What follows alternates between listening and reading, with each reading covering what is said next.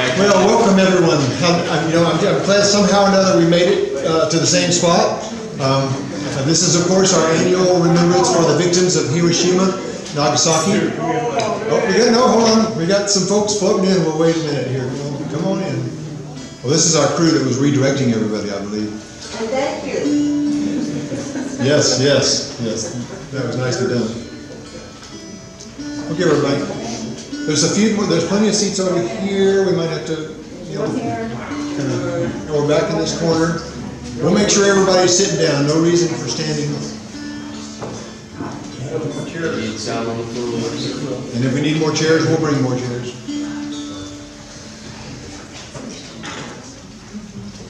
All right, well, welcome. I'm Kelly Mulholland. I'm the Vice President of Omni. This is a long-going annual event, and I appreciate your patience in dealing with our change of venue at the very last moment. I assure you I had absolutely nothing to do with that decision. So if it doesn't rain, it wasn't my fault. Nothing to do with it. But this is a very important event. Tonight our theme is Morality and War, a New Future for All. And I've been out of town this weekend, and I came home, and I walked in the door, and I got this very strange phone call. And it was a gentleman who was not real happy. He wanted to know about this event, and somehow my number was provided for this event.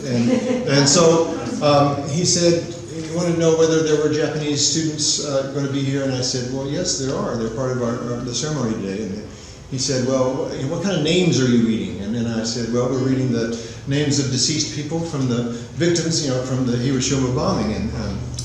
And he said, well, can I have equal time? He said, I want to read the names of people that lost their lives and of course, in Pearl Harbor. And it was an interesting conversation. I tried my best to stay level-headed, and it didn't get out of hand, although he did end up hanging up on me. But you know what it did is it reminded me of how important this is. Because there's still a lot of people that have a lot of bitterness about this and a lot of confusion. Because the two things are not really comparable. I told him that I was very, very, very much mourned the loss of the people at Pearl Harbor. And those names could very well be read today, and it might be appropriate, but that's not what we have planned today. But really, there's nothing in our history that's quite like Hiroshima and Nagasaki. An attack on civilians of that scale is unprecedented. And it also reminds me, another reason I think this is important that was not kind of in our current events is not so long ago, our president was in Hiroshima there to be there for the celebration, or not celebration, but remembrance. And there was all this talk about, and he felt obviously he had his hands tied. He was not allowed to apologize for this horrendous act, and that really hurt me deeply. I feel like that would go so far, just a simple apology, but we're not even there, and that's why we're here. And I appreciate everybody being here again, year after year. We have to be vigilant about this stuff. They're already talking about nuclear arms again in the news, and whether we're going to use them or not, or whether it's off. I'm not going to get off on that. We have a wonderful list of speakers today, and we're going to start off with a prayer that we've started off with a few times over the years that my wife and I wrote. Actually, very strangely enough, this is, by the way, a wonderful part of the tradition. The Kaminskis have brought this peace train since the beginning of time, and it's become a very important part of the thing. I'm so happy to see it show up. But when Hank Kaminsky was just about to finish his peace sphere, the great peace sphere at the town center, one of the things we should be really proud of in this town.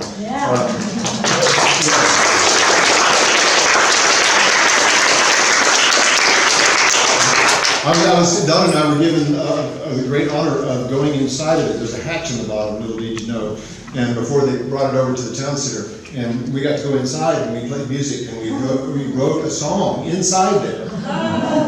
And of course the lyrics are what's written on it, which is "May peace prevail on earth." And I would like to ask Don to come up, and also we have some other musicians that are going to help us throughout the evening, Jenny and Ansel Ogle. please come on up. Let's join us.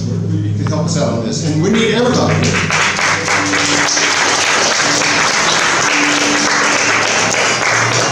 This is to cover the traditional part of our program, which is a prayer. We like to start with a prayer, but this is just a secular prayer with the words, "May peace prevail on earth."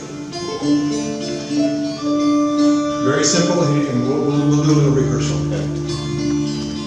Just sing it. May peace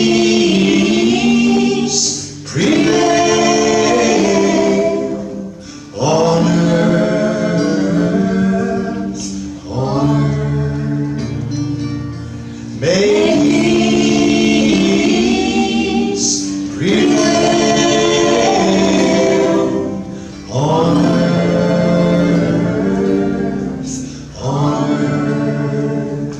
You okay? Yes, sir. And just keep going every time. You ready?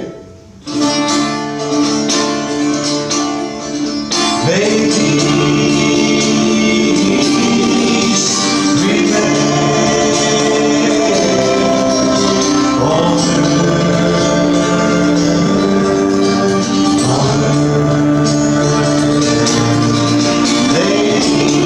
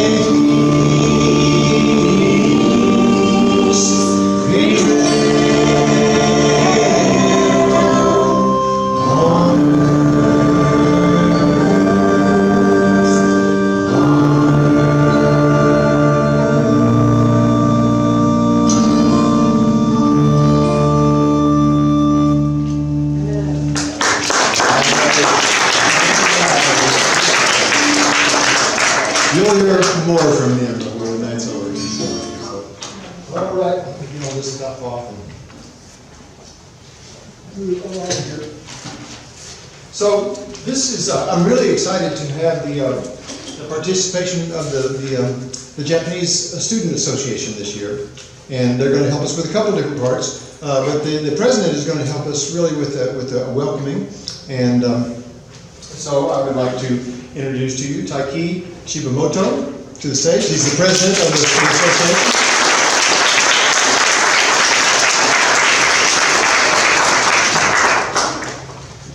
Thank you. It was really a nice song. Thank you. Yeah, I just want to put that on my iPod. So okay. So, it is such an honor to meet all of you and to be here as a president of JSA, Japanese Student Association at the University of Arkansas. Before I begin the speech, I'd like to thank for this opportunity to cooperate with the Omni Center for Peace, Justice, and Ecology, and clearly mention that our Japanese Student Association will never orient ourselves toward any political stances by participating in these events. The main purpose of this event, Morality and War, a New future for all, is that not only would we like to mourn the annihilation of Hiroshima and Nagasaki, but globally pursue nuclear zero. Today there are going to be poetry, music, and reading of the names of the victims at Hiroshima and Nagasaki bombings, and an exhibition of one of Japanese traditions at this event. I hope this will be a wonderful opportunity for everyone to share our thoughts. As many of all of you are already aware of, the history has been greatly changed with the existence of nuclear power. While it has provided a lot of countries with their source of various types of energy, it has been used at wars to demolish cities and take away people's lives. As for World War II in particular, on August 6th in 1945, an atomic bomb was dropped onto the land of Hiroshima, a western prefecture of Japan. And 3 days later, another bombing occurred in Nagasaki, or further west in Japan. An estimated 140,000 and more than 70,000 people, respectively, died because of the nuclear blast and the impact of radiation. Again, this is not to weigh in the discussion between people who support either country involved in war, but the important thing for us to remember is that we lost a number of human lives, and that those incidents can happen in any other place on the planet and at any point in the future. We hope that there are many people who will understand our idea, so we would like all of you to enjoy this event and take a little time to think about this matter through this event. Thank you for coming again, and enjoy this event, please.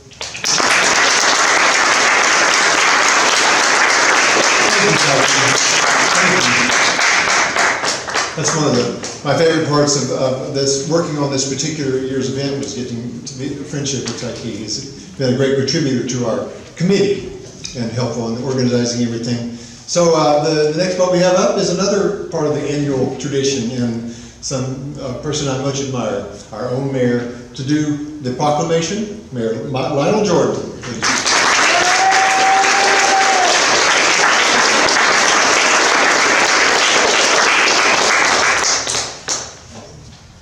You know, before I read the proclamation, I'd just like to say a few words.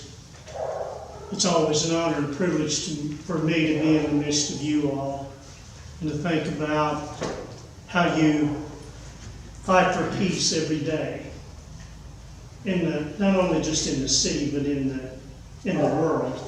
And it's always an honor and a privilege for me to be with you, because I have such respect and honor for you and the stands that you take for peace throughout the world. Now, accordingly, I bring the following proclamation. But before I do that, I just want to say one more thing. This morning I was reading Lao Tzu, and he said, though you may be in the midst of the storm, if you will stay calm and peaceful in the midst of the storm, you will find a way out of that storm. And that way is always love. And if you take that path, others will follow. And that's what you do. You take that path of love. And you stay calm and peaceful in the midst of all the chaos and confusion that we see around us in the world today. And if you keep doing that, others will follow you. And we'll have a better nation and world. Accordingly, I bring the following proclamation. Whereas since 1979, citizens of Fayetteville have gathered annually at the University of Arkansas around the anniversary of the nuclear bombing of Hiroshima and Nagasaki to remember the loss of life and the destruction caused by wars. Whereas the proliferation of nuclear weapons and missile defense systems throughout the world costs hundreds of billions of dollars, and estimates of nuclear waste disposal costs are upwards to $50 billion. And whereas the 20th century has witnessed the development of new skills in conflict resolution, international peacekeeping, and a burgeoning human rights system, encouraging the hope that our culture can become one of promoting peace and constructive cooperation. And whereas the United Nations General Assembly seeks individual commitment via the Manifesto 2000 to make this decade a time to transform the culture of war and violence into a culture of peace and nonviolence.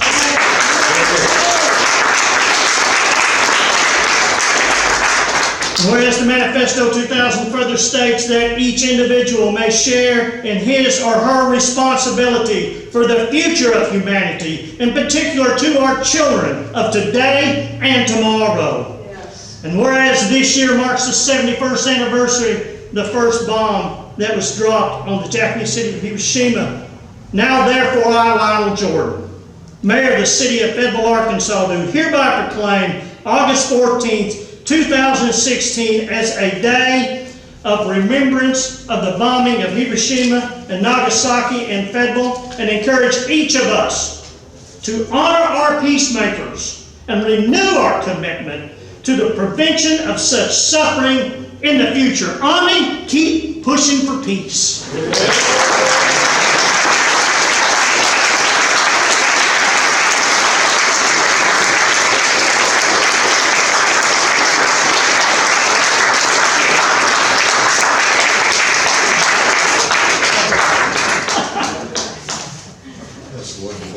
Are we lucky to have him?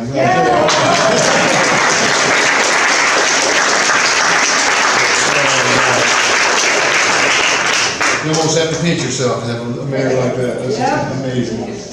Well, okay. So we have a wonderful poetry offering for you, and you know this. I'm really happy to tell you that Omni UA, the university chapter of Omni, is back in action and doing good work. And we have representatives from Omni UA helping us today. In fact, we're going to start off right here with the Vice President of Omni UA, Shane White, who's going to read a poem for us.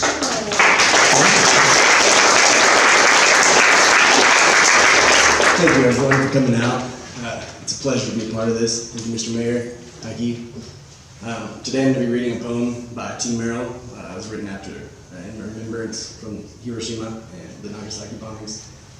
It's titled, You Who Read No Calm.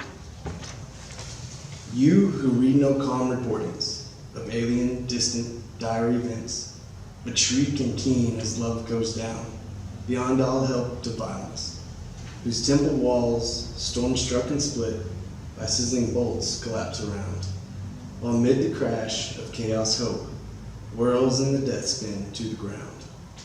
You who alone in deep distress cry out for help where there is none.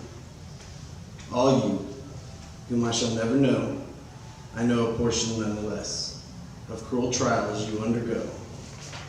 Killers in many guises come, sudden as electric shock, or looming ghostly as a shark, leisurely finning towards its mark. I who breathless and sweating once wrestled devil to the floor, and saw him rise again and finished what he had begun before.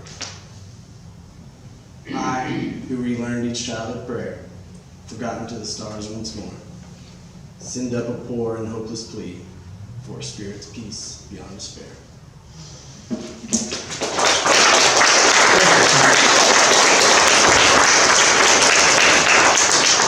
Thank you very much, Shane. That's beautiful. So we have a song for you. I stumbled on a song. Could I bring the band back up? Jenny and Ansel and Donna. We're going to get to the next song. So this, I stumbled upon a song that, we've been doing this so many years, and I thought I'm going to run out of really good songs that are very, focused on this particular issue. And Low Voltage is one that I've been overlooking for a long time. It's not by Pete Seeger. It was transcribed by Pete Seeger. He came up with the melody, but it was a poem by a Turkish man named Nazim Hikmet, and it's called "I Come and Stand at Every Door." It's a very, very touching poem. Let me grab my instrument.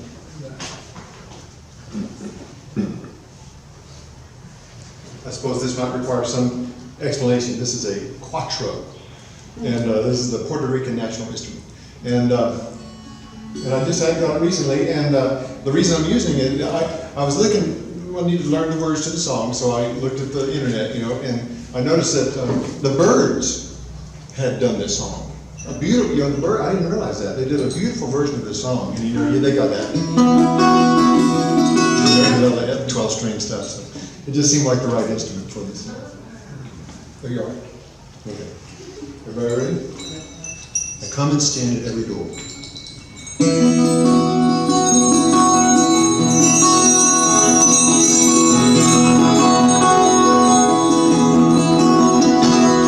I come and stand at every door, but no one hears my silent tread. I knock and yet remain unseen, for I am dead, for I am dead. I'm only 7, although I died in Hiroshima long ago. I'm 7 now, as I was then, when children die, they do not grow. My hair was scorched by swirling flame. My eyes grew dim, my eyes grew blind. Death came and turned my bones to dust, and that was scattered by the wind.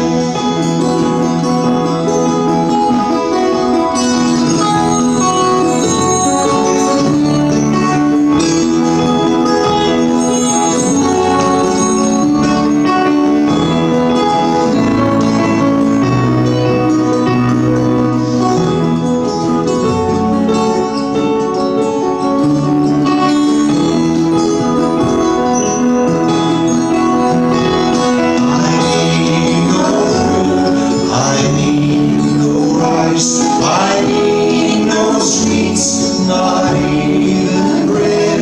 I ask for nothing for myself, for I am dead, for I am dead. All that I ask for is for peace. You fight today, you fight today, so children of and of this world may live and grow and laugh and play.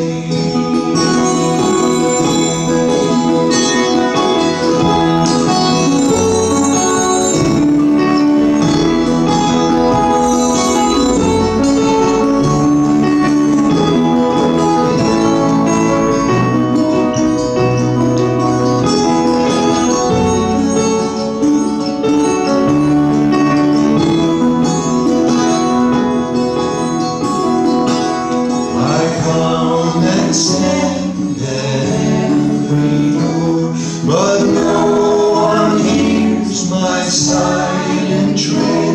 I knock and yet remain unseen, for I am dead, for I am dead.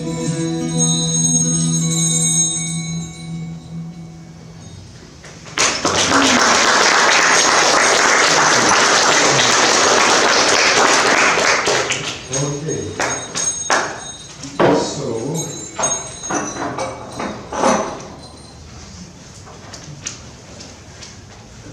So this next portion, I'm really very thankful again to have the Japanese Student Association, because we're going to combine the reading of the names of victims, which is something we do annually, with a ceremony, a very beautiful ceremony. Now the ceremony is going to have to be somewhat abbreviated because we're not where we were going to be. We were going to use the peace fountain as our water source. So you'll have to use your imagination just a little bit, but that'll be fine. But we're very fortunate to have 4 members of the Japanese Student Association help us with this, to read the names. So I'll mention their names first. So we have Kenichi Sarazawa, we have Annalie Ulrich, and again Taiki Shadamoto, which you've already met, and then Eric Rowe is going to help as well with the lanterns. And I think it'd be better to let Taiki explain this. It's called the Obon ceremony. And of course, we'll combine that also with the traditional bell ringing and the reading of the names and a brief description of who this person was, so that they're more than just a name. And maybe ask everybody to think about this person deeply and kind of put yourself in their shoes and think about their legacy. Without further ado, may I invite you all up, and I'll let Taiki give you a little more information about this ceremony. And by the way, I should very much thank Karen Takamoto for her role in designing the Obon lanterns for us. So Taiki. Hello again. So the Obon ceremony is one of the Japanese traditions, as I said before, and it's in the middle of August. It's a time to honor the deceased and the ancestors. And Obon celebrates the liberation of the soul with floating lanterns, which is in the back, and symbolizing the journey to the immortal world. But unfortunately, we can't float them on the water today. But yeah, we're just gonna bring them to the table so you can see them. And it's gonna be the reading of the names. There are gonna be 13 names of the victims of 2 bombings in Hiroshima and Nagasaki. Those are from John Hersey's book, Hiroshima, and a collection of the drawings, which is called Unforgettable Fire. And then I'd like to introduce these 3 people. In the back, there's Eric Rowe from the Japanese Student Association. And then here is Only Olik, which is also a Japanese Student Association member. And then here is Kenichi Serizawa, who is one of the former presidents of JSA. Mr. Toshio Sasaki, a clerk in the personnel department of the East Asia Teamworks, had just sat down at her workplace and was turning her head to speak to a coworker.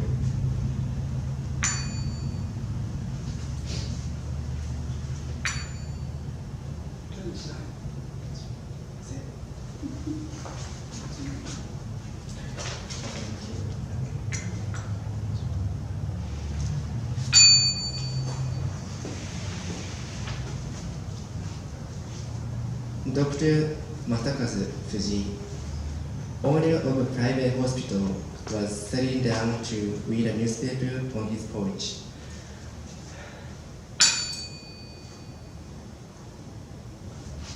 Try on the outside.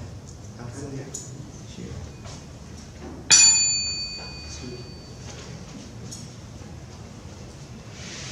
Mrs. Hatsuyo Nakamura, a tailor's widow, sat by the window of her kitchen, watching a neighbor tearing down his house for the air gag defense fire lane.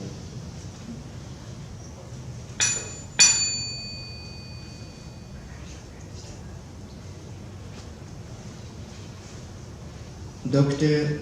Terusumi Sasaki, young member of the surgical staff of the city's modern Red Cross hospital, was carrying a blood specimen down a corridor for a Wasserman test.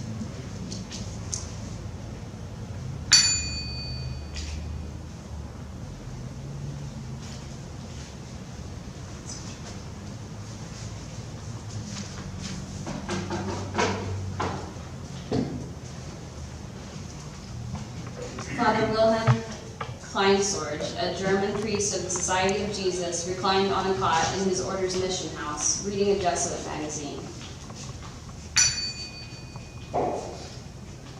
Reverend Mr. Kyoshi Tanimoto, pastor of the Hiroshima Methodist Church, paused at the door of a rich member in a suburb to unload a cart of things for protection from expected B-29 raids.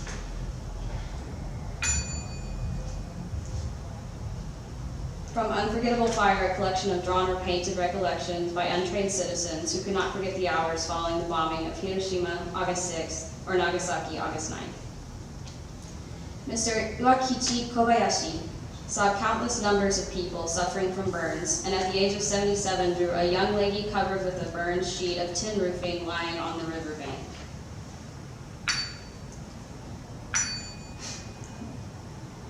Masato Yamashita painted his memory of a young boy, 4 or 5 years old, burned black, lying on his back with his arms pointed towards heaven.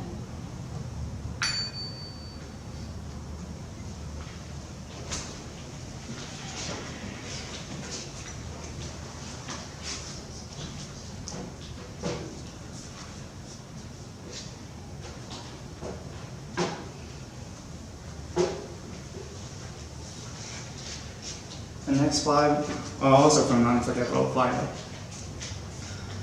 Junjiro Wataoka painted his recollection that the black hair of a women's streetcar driver remained straight. Akiko Takakura recollected the hand of a corpse lifted to the sky and the fingers burning with blue flames. Tadao Inoue painted a girl of about 3 years, bringing water in a can to her dead mother.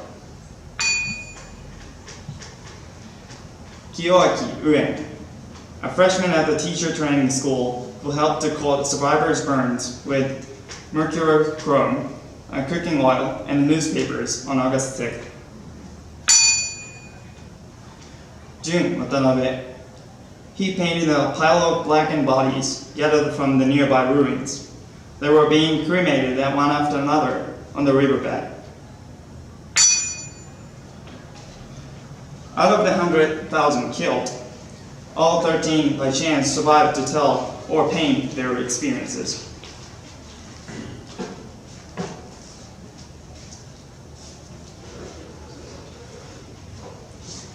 With deepest sympathy on the demise of the victimized and their families. Thank you.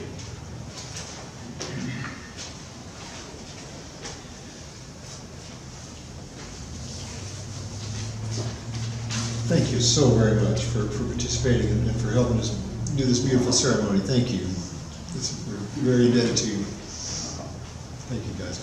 It's a hard part of our annual remembrance, but it's an important part because these are not just numbers, and they're people, and they all deserve our thoughts. And so, there's one community in this area that is uniquely qualified to talk about the nuclear bomb issue, and also climate change and a lot of other things, and that's the Marshallese community. As I don't think I have to tell everybody, the atolls were bombed relentlessly for 10, 12 years in testing, and received radiation such as Hiroshima received many times over.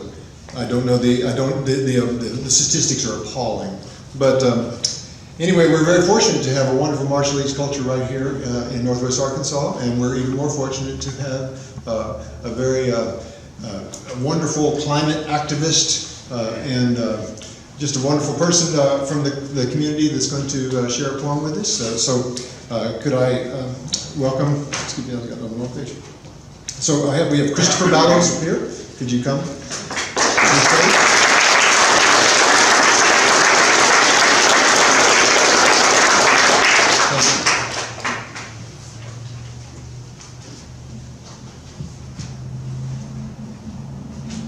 All right, I speak kind of soft, so I'm going to try to speak close to the mic.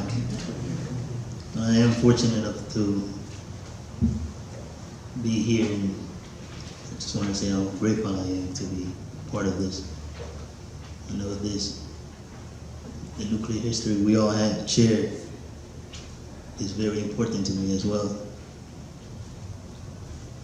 I know for my people, it gets real personal too, because we're still living in those times of pain right now. So I'd like to share something. It took a lot of me just to write.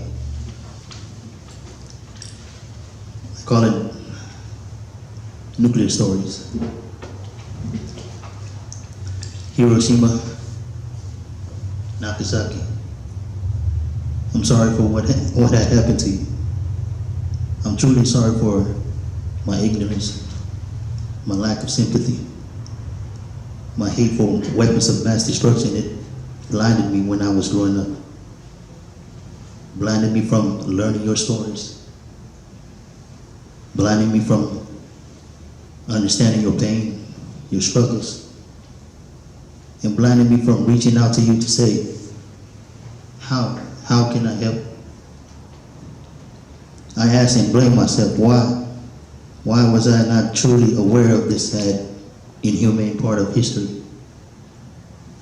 And then I realized, I don't quite understand my own nuclear history. I still don't understand this nuclear legacy shown all over articles, documentaries, and on the internet. To this day, I'm still learning about some of the bombs like Baker, Mike, Bravo. And the crazy part is, there were 64 more. I had no idea what jelly babies were. I had no idea what Project 4.1 was. I don't understand why they told my people this was for the good of mankind. But everything is in God's hand, my people said. But I don't understand why our heroes of World War II became our villains too. I didn't understand why my grandfather made occasional trips to Washington, D.C. and other parts of the world for my people of Bikini. I don't understand why my people are dying from cancer left and right. I don't understand why a civilized nation not know the value of human life. Are we less human because we don't talk like you? Are we less human because we don't look like you? Did you not see the tears coming down the faces of my people when you took them away from their only home we've had for thousands of years? Did you not recognize the heartbreak of my people when you took them away from our loved ones, once laid rest beside our homes, now buried under your nuclear legacy? Did you not see the smile of curiosity in those children's eyes in Roanoke when they mistake nuclear fallout with snow? No. Did you not see the fear in the eyes of those mothers giving birth to unrecognized little human beings? I still find it confusing because in the end, they identify my people as nuclear savages. So I ask you, what defines humanity and what defines savagery? Because this nuclear legacy and my family's and friends' nuclear stories, surely you can tell who are the savages. Few generations and innocent lives later, my people and I are doing our very best to lead this fight for a nuclear zero world. So others don't have to go through what we are still going through. Like the determination of my ancestors to do the impossible by reaching those islands thousands of years ago, I know this is possible. It's been 70 years now my people have lived in exile. But yet we still smile. Why? Because we know everything is in God's hands. So Hiroshima, Nagasaki, again, I'm truly sorry. Together, we can better the world with our stories. Thank you.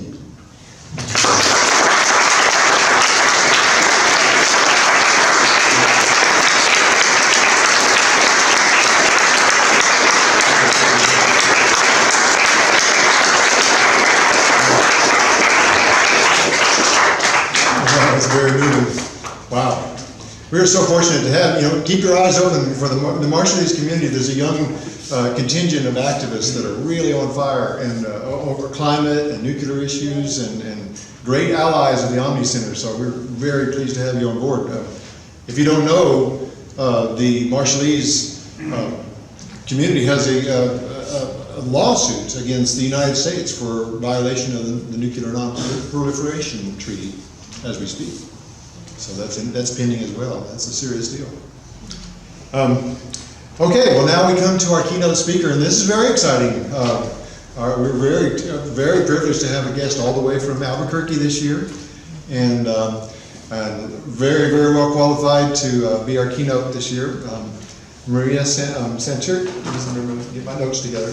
Maria Santelli, she is the executive director of the Center on Conscience and War, and she's a longtime activist and worked for disarmament and accountability for 2 nuclear weapons laboratories in New Mexico for years, and then served as the coordinator for the Albuquerque Center for Peace and Justice, and has worked extensively with issues concerning veterans.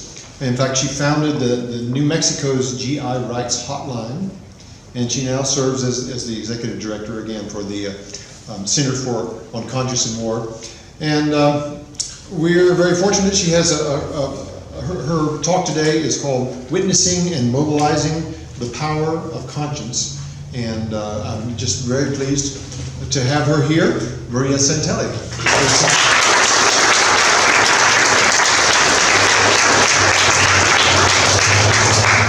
Got a lot of stuff. Hello, good evening. It's really my honor to be with you at the Center on Conscience and War. I'll just give you a little background. We were founded in 1940 when it was quite clear that the United States was going to enter World War II. There were conscientious objectors doing alternative, peaceful, nonviolent civilian service at the time that Pearl Harbor was bombed. So it was quite clear long before the U.S. entered that we had plans to enter the war. We're 76 years old this year, and our work, of course, back then was in the context of a draft. Men who were drafted, who opposed killing. Now, and since 1962, in an overlap with the draft, the Department of Defense has allowed people who have a crisis of conscience in the course of their military service to apply for discharge as conscientious objectors. So that's where the bulk of our work is today. Take a little pause here between myself and this person. I was told it was necessary. I was brainwashed. As a U.S. Army chaplain, I watched on August 6th as the Enola Gay took off for Hiroshima. On August 9th, when Boxcar took off for Nagasaki. I said nothing. I knew hundreds of thousands of women and children would be vaporized, and I said nothing. I was silent. We, all of us, must no longer be silent. Those are the words of Father George Sabelka, a Catholic chaplain and conscientious objector. All conscientious objectors, or COs as we call them, start like Father Zabelka did, with what's in front of them, with what they're witnessing, what they're doing, what they're failing to do, and then they recognize something more must be wrong. This prick of their conscience then evolves into a realization that all war is wrong. Brian, a Navy officer, writes in his application for discharge as a conscientious objector. As I graduated from flight training in February 2015 to being a winged aviator in an active war-fighting squadron, the reality dawned on me. It became more and more apparent that I could not, in good conscience, continue to aid the American war machine. I remember the distinct image of being at work and sitting in the room where nuclear weapons are launched and questioning why I was even there in the first place. Shortly after Brian's realization, leaving behind a lifelong dream of being a Navy officer, Brian began his process of seeking discharge from the Navy as a conscientious objector. Father Zabelka blessed the atomic bomb crews who dropped the bombs on the people of Hiroshima and Nagasaki. He was a believer in just war theory because that was what his Catholic Church had taught for 1,700 years. And it was what his Catholic leadership in the Army continually reinforced. But it was his conscience that told him no war was just and all war is wrong. And it is the same message that each of us receives from our own conscience. The default position of humanity is that of conscientious objector to war. This is not who we are. Killing must be taught, it must be reinforced continually. In addition to working for the Center on Conscience and War, we're also part of the GI Rights Hotline Network. As Kelly mentioned, I started a New Mexico branch of the GI Rights Hotline. And I speak with people who joined for all kinds of reasons. None of them, not one person, has joined to kill. In our all recruited, what some would call an all volunteer military, but what I call an all recruited military, no one is recruited with the promise that they're going to be able to take another human life. No one joins for that purpose. In fact, very few people join at all. What percentage of the military what percentage of our population is the military? Does anyone know? 1%. That is exactly right. So we've heard we are the 99%. Yes, we are. You're part of another 99%. 1%. When you add veterans to that number, it still only rises to 7%. And some of those men, keep in mind, were drafted, didn't join willingly or willfully. And why do people enlist? What promises are made to people? As I said, they're not made promises to kill. In fact, quite the opposite. Recruiters take great pains to promise these young people, you're not going to have to see battle, you're not going to go to war, you're not going to kill. And then, of course, that's not the truth. But why do people enlist? Why are young people from our communities so heavily recruited? To keep peace. To kill the bad guys. To get a better life. To get a better life. Patriotism. We call it the service, right? Capital T, capital S. What else? College money.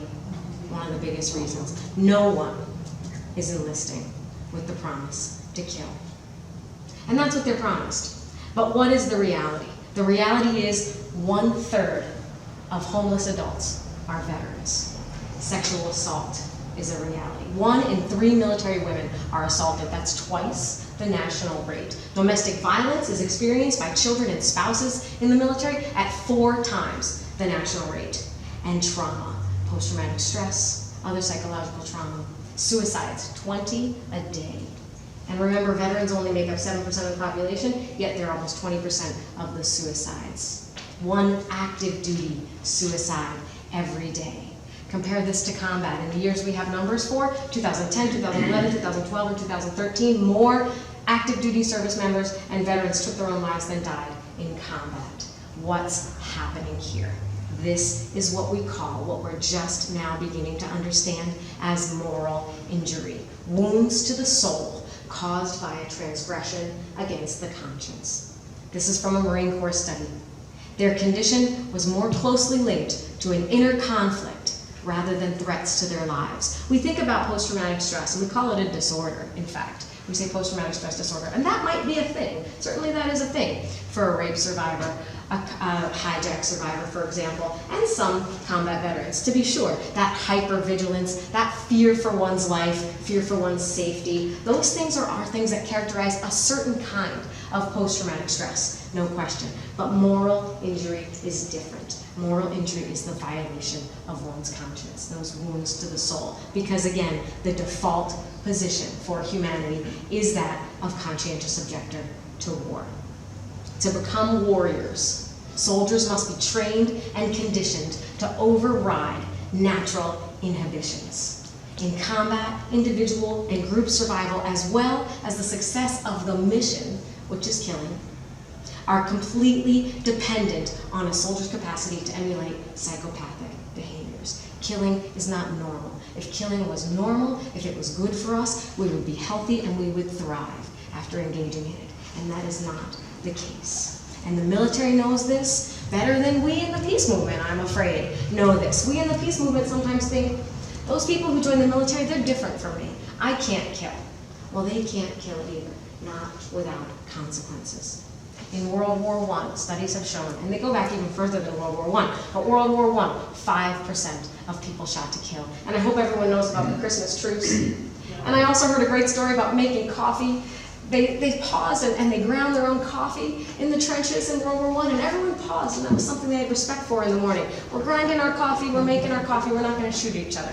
And then, of course, the Christmas truce. But even still, when they did shoot, 5% of people were shooting to kill. They were shooting up into the sky, they were shooting in the ground, they were pretending to shoot, they weren't shooting to kill.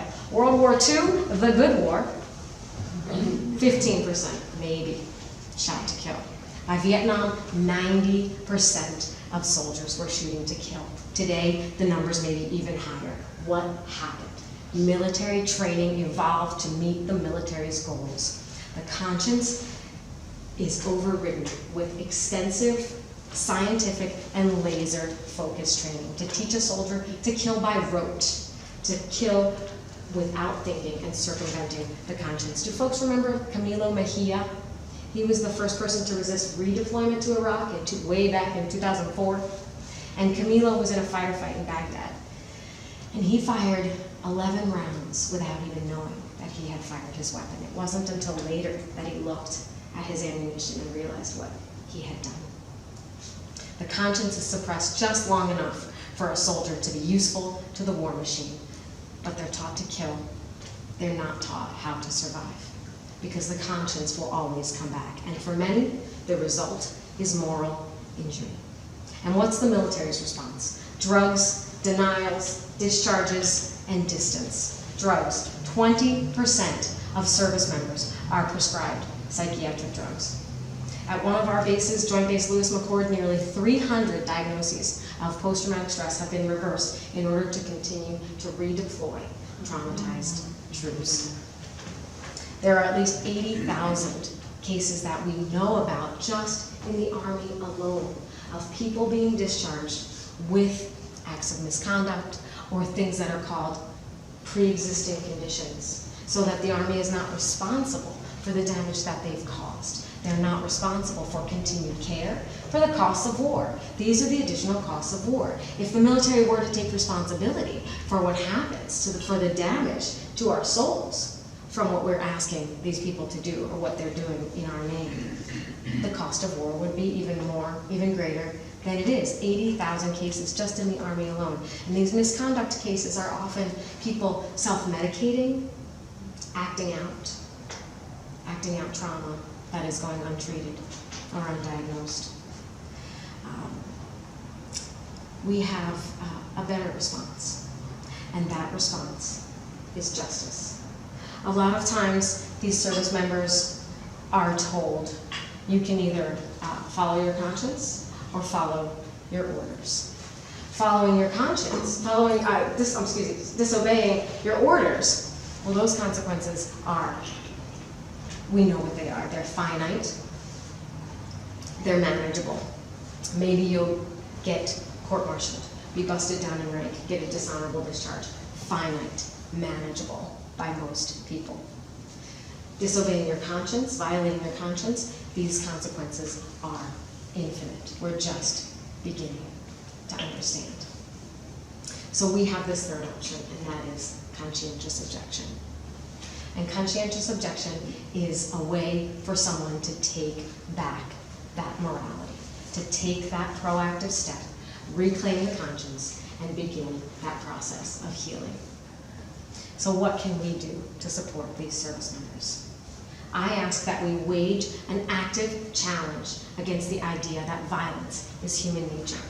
We make decisions based on patterns that we observe. And what are we given to observe? What's in our popular culture? Dirty street crime, of course war, but not the parts that are helpful for people to see, not an open and honest discussion, but bad guys. We need good guys to kill the bad guys. And there's all this violence. And I find that members of the peace movement engage in some of this too. How many times have you heard, or have you maybe even said, the world is so violent? The world is such a violent place. But is it? I don't know what your grocery store here is, but when you go shopping, the Omni Natural Food Store, or no, what is it called? Should be on. Yeah, what's that called? It's the natural food store. No one's, you see people waiting in line. You don't see people ramming their carts into one another. People are cooperating. We cooperate hundreds and hundreds of thousands of times, but that's never been a headline, right? Hundreds of thousands of acts of cooperation witnessed in the world today. Millions, billions. It doesn't happen. It does happen. But we've evolved, and we are continuing to evolve. And we've created these institutions that unfortunately have let us down. We've created governments, we've created education, we've created legal systems for humanity to move away from violence. Globalization, for all its ills, has brought the world closer, smaller, created more understanding among people, because that's what we're seeking as humanity. That's what we're seeking is cooperation, and that's what is the reality around us. So wage an active challenge against the idea that violence is human nature. This is something that's in our government, our media, our schools, and even our churches. Father Zabelka, he died in 1992, he won't see this, but we have the grand possibility of the Catholic Church actually turning its back on 1,700 years of history. Yes. And abolishing just war and becoming a just war church. And our schools. I'm sure you guys have some relationship with your schools, but the schools, of course, are quite militarized, and military recruiters have easy access to our schools, so we can all take an active role in balancing that message and demanding an open and honest discussion of war and its consequences, not just on the people that are our victims, but also the service members and veterans who are asked to do this killing. Remember, even Howard Zinn said he didn't know what was going on from 30,000 feet. But if we demand an active and open and honest discussion of war, we allow this to filter through our conscience, we can change the outcome. Remember that you are part of the 99%. It's so meaningful for our conscientious objectors. Picture a conscientious objector in the military today. They realize they cannot kill. They declare themselves in the middle of a hyper-militarized, to say the least, hyper-violent celebration of violence. In fact, in the Marines, they have nicknames for one another. They call each other killer, and worse yet, baby killer. This is real. Doesn't matter if you're an accountant or you're in the infantry. Your nickname is still killer or baby killer in the Marines. So this young person, most of them are young, declares him or herself a conscientious objector, and then stays in this environment for some 7 to 9 months while their application for discharge is pending. And they're isolated, and they're ridiculed, and they're harassed, or worse. Because we don't know, we don't have this dialogue of understanding that they are not abnormal by their desire not to kill, but in fact they are part of something that we all share. So declare yourself a conscientious objector. It's something that these young people they may not even know, especially if they've lived most of their life in the absence of a draft. Folks don't even understand what this terminology means. But each of us who has refused, by default even, to serve in the military or to take part in any kind of killing, we are a conscientious objector. Actively resist the label to call humanity violent. Really support the troops. Learn and share what you know about moral injury. It is not a personal deficiency to have trauma. It is a normal reaction to a very unnatural situation. It's a natural reaction. And finally, I hope that you will find it in your hearts to support the Center on Conscience and War. We'd love to have you sign up on our list. We have an enormous caseload at the moment. Conscientious objection is alive and well in the military. We're working with about 70 conscientious objectors at this time, which is a tremendous number of folks for us. There are about 100 conscientious objectors each year that the DoD, that the Department of Defense admits to. We don't see all of them, of course, but we hope to see all of them. We need to make sure people know that this is an option. So share the word that you are not stuck when you join the military. There is hope for you. Visit our website. Call us to learn more about things that you can do. Please sign up on our website, on our mailing list. There's a quote that I'd like to end with, and I want to know if you guys know who said this quote. War will exist until that distant day when the conscientious objector is given the same, when the conscientious objector enjoys the same reputation and prestige as the warrior does today. Does anyone know that quote? John F. Kennedy, World War II veteran. He wrote that in 1963 in a letter to his friend. And that's the day that we're trying to bring forward. We have the unique privilege to be part of these people's lives as they take this amazing journey from someone who has believed that violence is inevitable to someone who believes that violence can never be the solution to any conflict. And we want to see through our work and through sharing our work with you today, we want to bring that distant day just a little bit closer. Thank you so much for your witness. And thank you.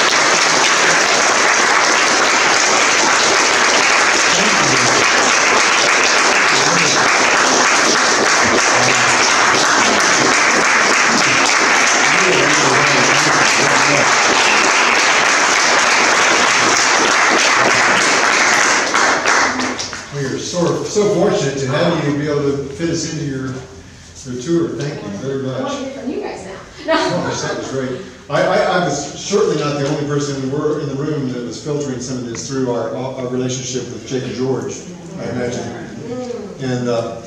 And you know, this becoming connected with the Center on Conscious and War would be a great way to do something about those thoughts that those unsettling thoughts we've all had. Wow, no, I'm so sorry, I forgot about Jacob. About our connection with, he was ours. Yes. We thought he was ours. Everybody in this room loved Jacob George. And there's someone who's got a community behind him, who's doing everything that veterans are told to do, are advised to do, are suggested to do. Yeah. Still. And you've got answers to some of these questions that he was See, asking. this is what's so important, why I'm so honored to share this message with you, because I wish we could have gotten to Jacob George earlier. Yeah. So he didn't have to do what he was asked to do. Right. I suppose there was a reason you were sent our way. That's great. What an honor to have you. Well, so we have a couple more things to do. We have the president of Omni UA has some solutions. There is a solution out there to the buildup of the nuclear arsenal that seems to never go away, and so I guess I'll leave this to Matt to tell you about this. So we have, may I welcome Matt Miller to the stage to talk about.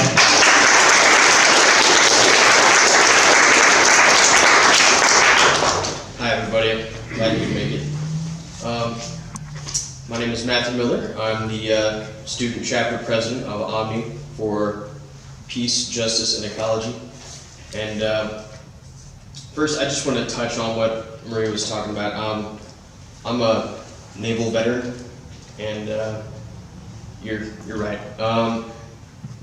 When I first joined, they promised me, you'll be a patriot, you'll be respected, and all this. And at first I was proud, and then after a while I was numb, and then after a while I was ashamed of what I had done. And I really thought I was okay, and I had no idea that I even had a problem with any of it until after my first combat deployment. They have this thing called Tiger Cruise where you get to meet a family member in Hawaii after a combat deployment, and I met my dad. And I was just talking to him at a bar in Hawaii, and it was late, and I'd had a few drinks, and out of nowhere I started crying. I told him what was going on. Caught me by surprise. I didn't know. Anyway, if I had known that conscientious objection was an option, I may have done it, and I wish more servicemen knew that was an option. And now that's over. I'd like to talk to you about Global Zero. And if you didn't know, there was a treaty signed in 1970, the Non-Proliferation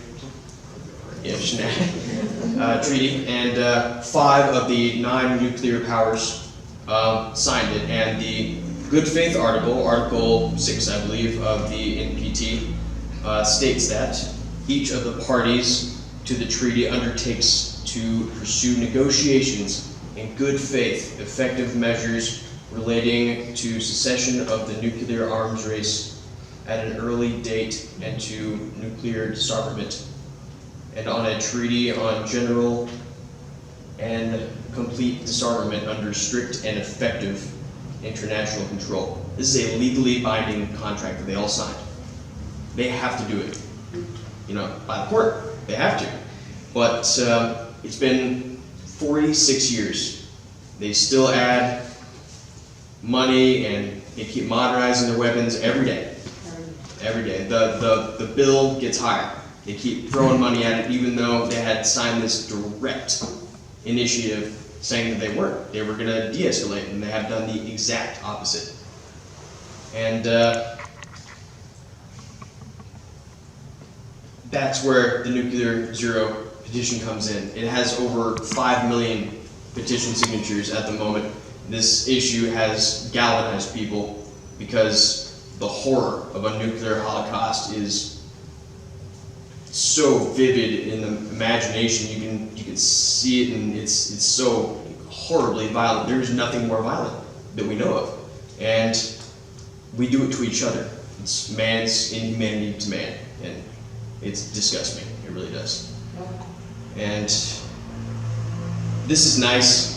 These memorials, these remembrances, and we get together and we remember what happened, but it's not enough. We got to do something. So, who has a smartphone? Everyone? No? I'm getting one person. That's good. So, on your phone, you go to nuclearzero.org. Be serious. I'm right now. Yeah, and there is on the first page, sign the petition. It's 3 lines, I think 4 maybe. It is so easy, and it makes such a difference. And the more signatures we get, the more we can bully these countries into, following, what they said that they would do. And the more signatures we get, the more leverage we have against them to do what they said that they would. And for nearly 45 years have not. And I would like to give my appreciation to Nuclear Zero and what a wonderful program it is, and I hope you all take it very seriously. Thank you.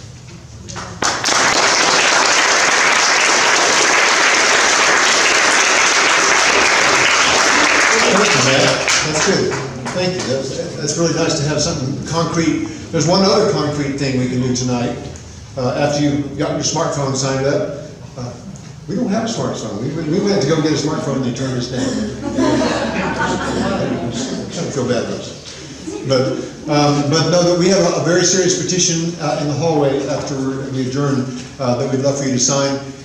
It is actually initiated by victims of Hiroshima, and you can read about it.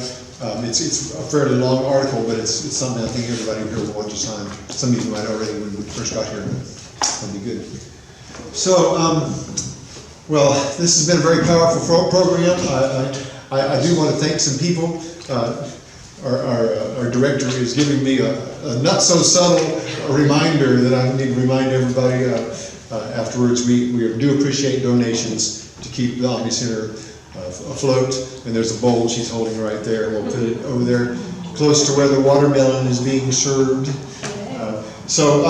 First of all, there are some thank yous.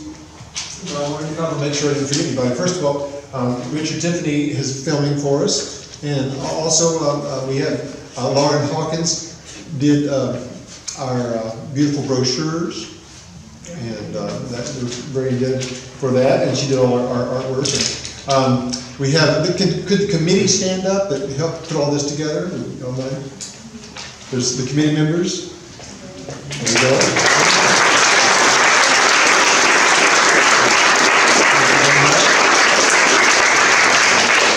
And Aubrey Shepard over here. Aubrey Shepard, he's everywhere.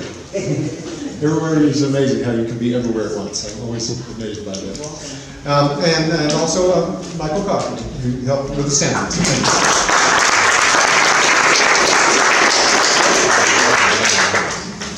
So you got and thank you all for being a part of this and being part of our larger Omni family and continuing to work for peace, justice, and ecology.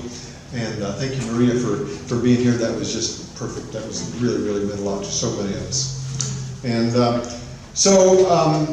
you got a little taste of Jenny and Edsel Ogle, but you're going to get a much better taste now. They're going to do an original song. This is one Jenny wrote, and it's called Join Hands Together. It's a gorgeous thing. It's a perfect way to end the celebration. It feels like a nice evening. So I think my portion of this is over. We're going to let you finish it up. So Jenny Ogle and Edsel.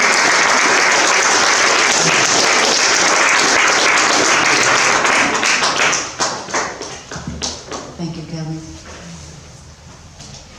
We're very happy to be here and to share this event with everyone tonight. It's been good medicine.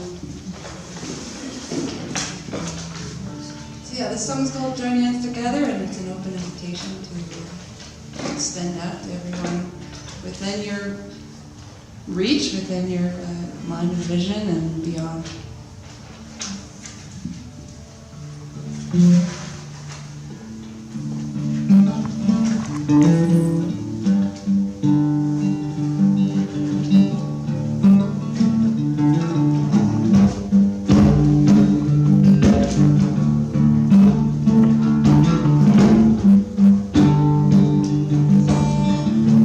Join hands together,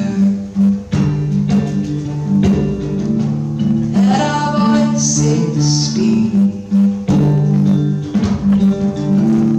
Here there's no barrier for you and I to meet. And all the world is blue, rain covers the ground. I can comfort you. Love can still be found.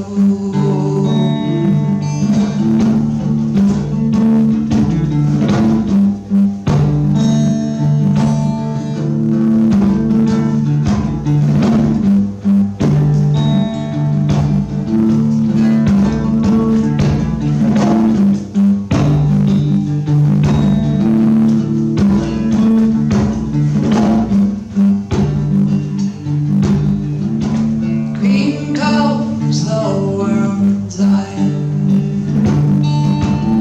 Solace in rolling side. Fields abound to where I can make a bed for us to lie. And all the wonder we receive are within the ordinary. Fingers trace across the sky. Constellations of my eye.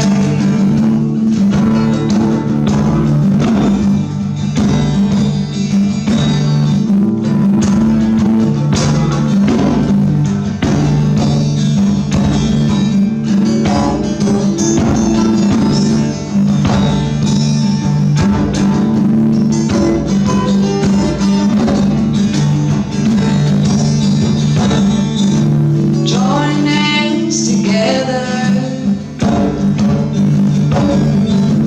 let our voices speak. Here there's no barrier to die. And all the wonder we receive are within the ordinary. Fingers trace across the sky. Constellations of night. Join hands together, let our voices speak. Here there's no barrier for you and I to meet.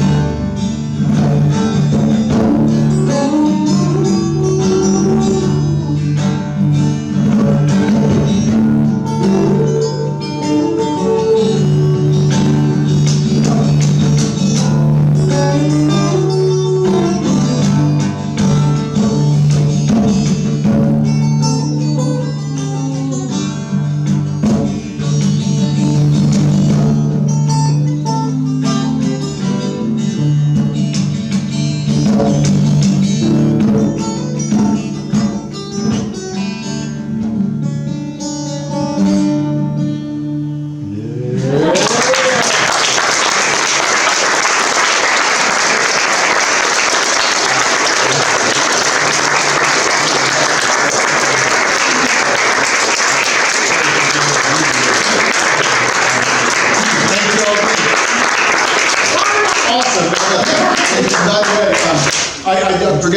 don't rush out of here because we have watermelon. It's going to be outside and hot, so but we have watermelon. Thanks to Linda Barnes, by the way. We want to thank Linda for bringing us watermelon. And so don't rush away. Let's talk. Let's all, it's right in the other room. So.